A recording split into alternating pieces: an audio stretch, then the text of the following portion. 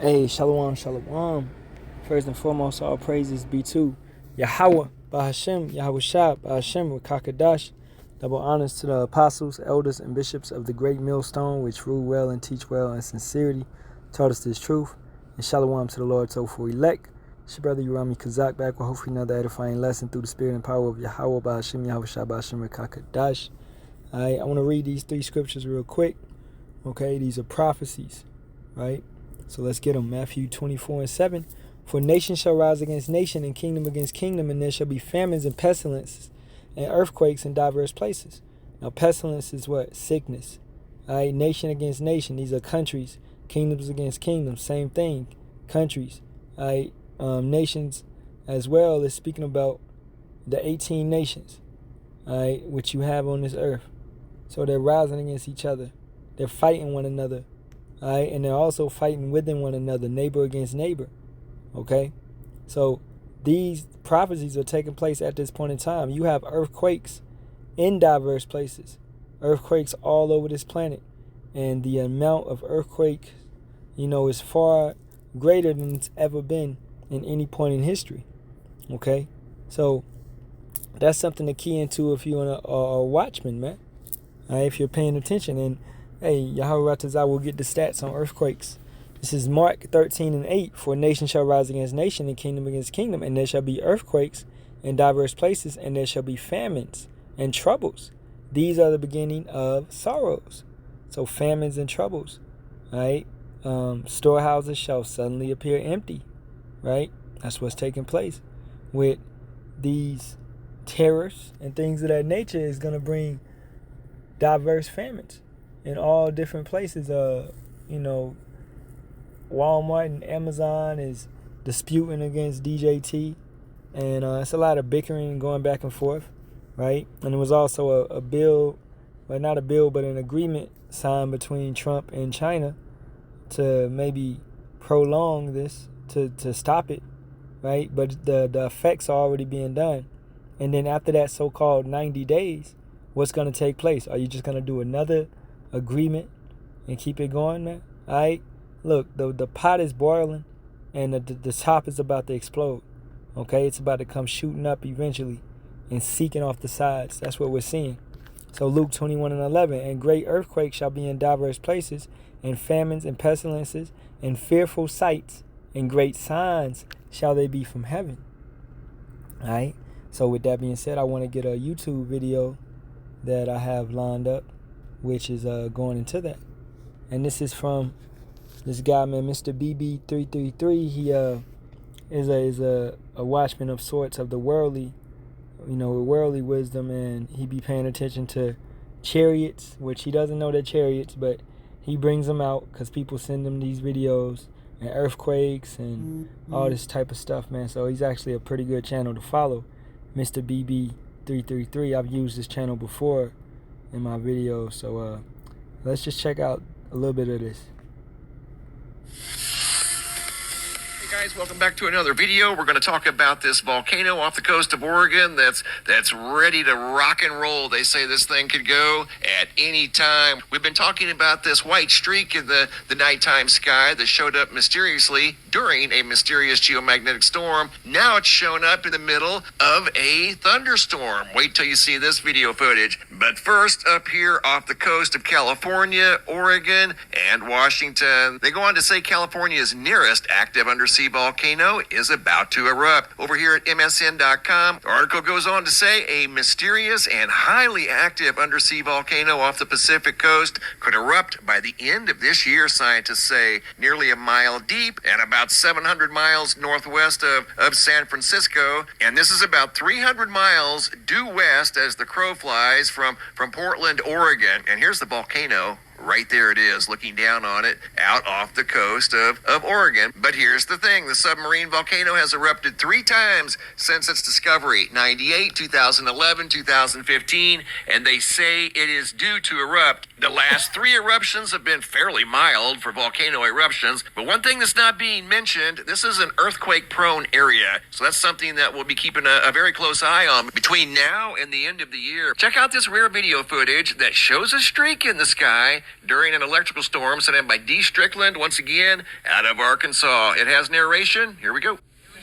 Mr. MBB333, we are in Mount Ida, Arkansas, in a lightning storm.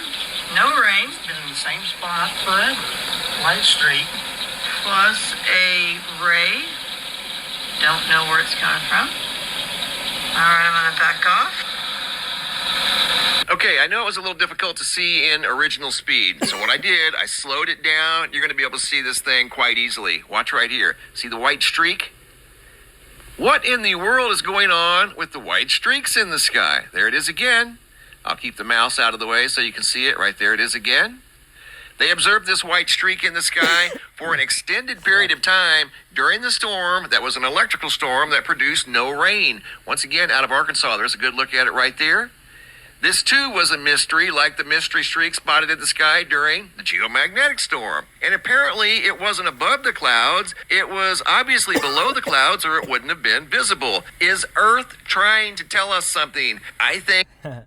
Yes, indeed. The Most High is trying to tell us something, all right? At the end of the day. So, that would fall into the platform of what? Wonders. Great signs shall they be from heaven. A lightning storm with no rain, okay?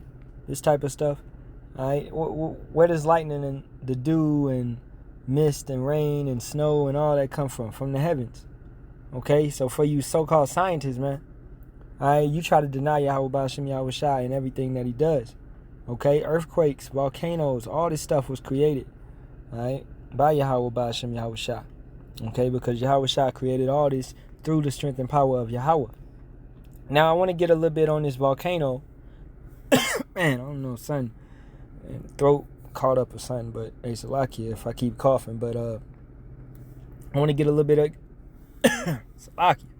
Hey, why do you have about Shim Yahawashi? Alright, a little bit on this volcano. Undersea volcano off the Oregon coast could blow this year, but don't panic, right? Because our people have a tendency to just hear something and go crazy about it, right? Without even looking into the matter. And that's being hasty. As the scriptures say, you should not be hasty. You should examine the entire matter first. Matter of fact, we could get that.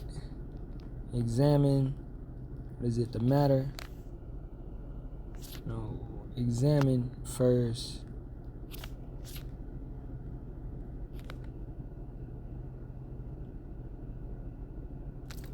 I can't find it because I do not actually remember it. What is it? A foolish speaketh his whole heart. That one, that's the one I want.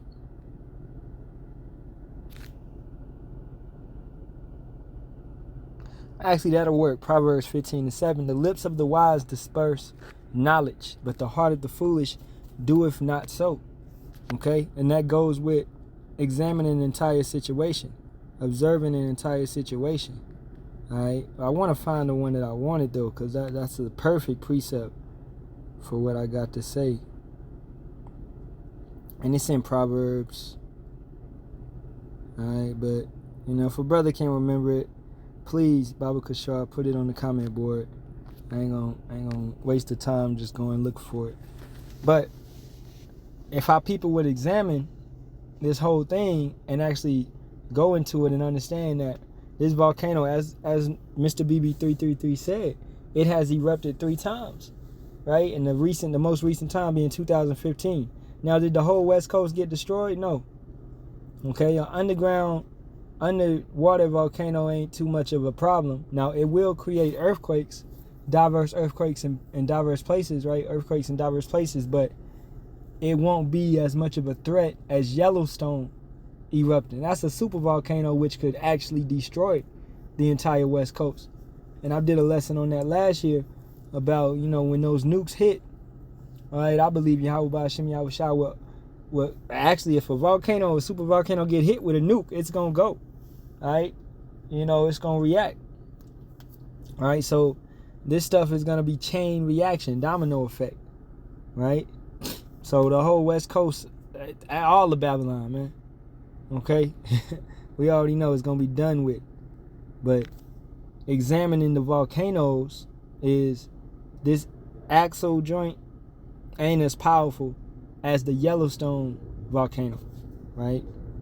So it can erupt, and it has erupted, but it hasn't done the devastation that the Yellowstone volcano could do. So don't panic. Let's read a little bit of this. The Axial Seamount, the most active volcano in the Pacific Northwest, it's off the coast of Oregon, 300 miles, has been making headlines lately with signs that it could erupt sometime this year. But experts say there's no immediate cause for alarm. Located about 300 miles west of Astoria, Oregon, and sitting a mile beneath the ocean's surface, the Axial Seamount showed an increase in earthquake activity this past March, but that surge has since been like a bit of a lull. It feels to me like Axial is just treading water lately. Blah, blah, blah. I'm going to get down to the part where he basically says, it's not a problem. Axial is more geologically active than any of the towering Cascade volcanoes, including Mount St. Helens, Mount Hood, and Mount Rainier. And it has erupted 3 times in the past 25 years, most recently in 2015. So it has went off. It has exploded. But we still here. Unlike the explosive eruptions often associated with volcanoes, Axial is a shield volcano, similar to those found in Hawaii or Iceland, right? And remember when those volcanoes was erupting in Iceland, and it was like major news and all of that, but Iceland is still there. Okay, it's not going to be like Pompeii, where the entire region is destroyed. No. Okay, let's read what a shield volcano is. When it erupts, it doesn't blow its top.